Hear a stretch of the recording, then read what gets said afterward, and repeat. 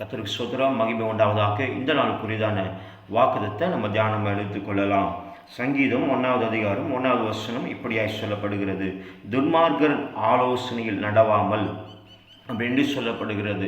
இந்த சங்கீதத்தில் பாருங்க, தாவீதுனுடைய அனுபவம் இந்த கடைசி காலத்தில் நமக்கு தேவைப்படுதா இருக்குது. சரிங்க, துன்மார்க்கனுடைய ஆலோசனையில் நடவாமல் என்று சொல்லப்படுகிறது இல்லையா? அப்போது துன்மார்க்கனுடைய ஆலோசனை எப்படியா இருக்கும், நம்மளை எப்படியாய் கொண்டு போய் சேர்க்கும் அப்படின்றத மட்டும் நம்ம என்ன பண்ண போகிறோம்னா தியானம் எடுத்துக்கொள்ள போகிறோம். அப்போ துன்மார்க்கனுடைய ஆலோசனை பாருங்க, ஆதியில் ஆதாம் யோவால் இவர்களை என்ன பண்ணுச்சோன்னா, இந்த யோவாலை சாத்தான் அப்படியே வஞ்சிக்கிறத நம்ம பார்க்க முடியும். எப்படின்னு சொன்னால், இந்த கனியை நீங்கள் புசிச்சிங்கன்னா நீங்கள் என்ன பண்ண மாட்டீங்க, சாவ மாட்டீங்க.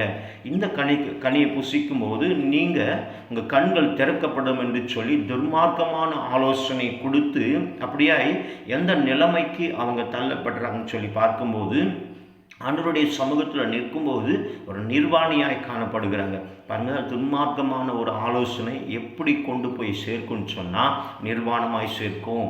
உங்களை நடு தெருவுக்கு கொண்டு வர அளவுக்கு என்ன பண்ணுவான்னு சொன்னால் சத்துருவான் அப்படியாய் உங்களை வகை தேடி கொண்டு இருப்பான்.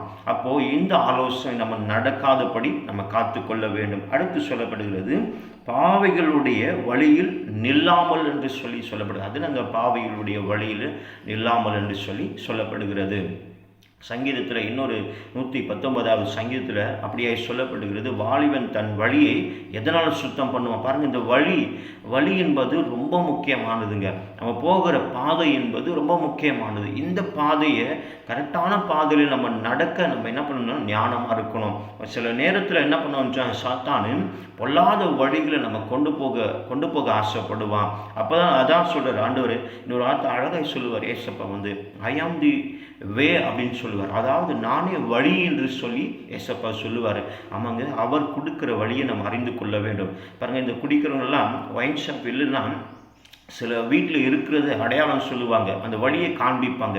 ஸோ அந்த வழியில் நம்ம என்ன பண்ணக்கூடாதுன்னா நடக்காதபடி ஆண்டவர் சொல்கிறாரு, ஐ ஆம் தி வேன்னு சொல்கிறார் இல்லையா, நானே வழி என்று சொல்கிறார் இல்லையா, அந்த வழியை நம்ம என்ன பண்ணணும்னு சொன்னால் கடைபிடிக்க வேண்டும். அந்த வழியை நம்ம தெரிந்து கொள்ள வேண்டும். நமக்கு முன்பாக போகிற ஒரு கோணலான வழிகளை செவையாக்குகிற தேவனாகி ஆண்டவராக இயேசு கிறிஸ்து இருக்கிறார்ன்றதை நம்ம என்ன பண்ணக்கூடாதுங்க, மறந்து போயிடக்கூடாது. அடுத்து சொல்லப்படுகிறது, பரியாசக்கார் உட்காரும் இடத்தில் உட்காராமல் என்று சொல்லப்படுகிறது.